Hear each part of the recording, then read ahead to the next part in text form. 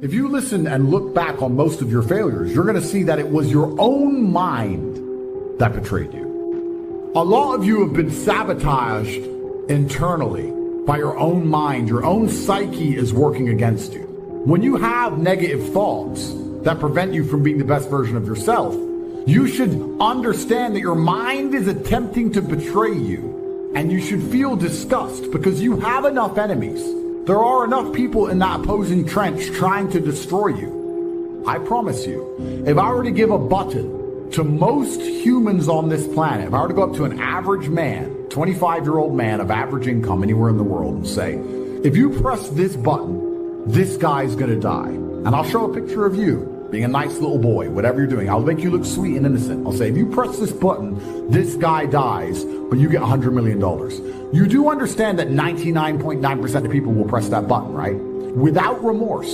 And if they do, they'll distract themselves with a Lamborghini and with bitches. That's it. They won't care about you. There's enough people in the opposing trench who are prepared to destroy you for self-interest. The idea of you not having every single part of you on your own side is truthfully sad. You cannot allow your own mind to betray you ever. Once your mind is on side, that's when you can go and look for other teammates. You can expand your network of other people whose psyche is all 100% on their side.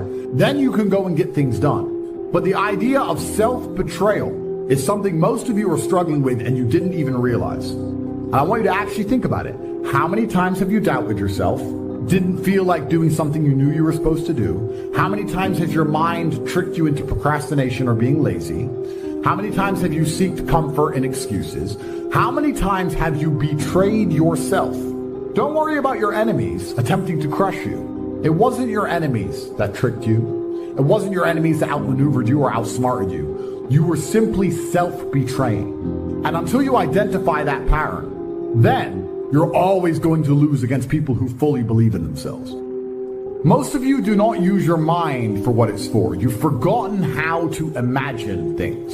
You should be able to close your mind and imagine the life you want to live so viscerally, to the point where you can taste it, so that this reality, the one outside of your mind, feels like nothing but a prelude, which allows you to get where you want to go. If you ask any champion of anything, they always envision themselves as champion all of the time.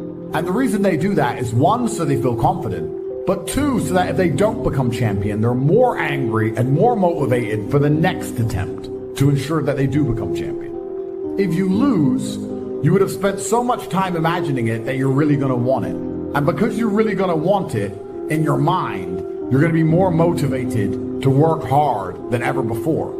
But you cannot close your eyes and vividly imagine. You can't evoke an emotion in yourself anymore. This is an age-old skill that humans had very recently up till social media. Watch your friends when they're on TikTok. How long can they even focus on a video before they have to change? Half a second? All of your minds are broken. You can't even focus on anything anymore, to the point where you can't even appreciate the good things in your life. You're distracted. Your minds are broken. You need to rewire your mind and resist the slave programming. If you cannot control your own mind, then you are just a feather in the wind of life, because your own mind is the only thing you can control. You can't control the weather. You can't even control whether your heart stops beating. You might have a heart attack tomorrow. If you cannot control your own mind, then you go through life with zero control. A lot of people constantly asking me similar sounding questions about some degree of doubt that they seem to have in their mind when it comes to their capabilities or their intentions. There's so many people who doubt themselves or doubt what they're capable of doing. And your mind, at least, needs to be an absolute monarch. I cannot remember the last time I won anything unless I was winning by force. There's no easy ride to the end. There's no democratic, smooth sailing, fair election, liberal bullshit versus conservative, we won the vote crap to the end goal.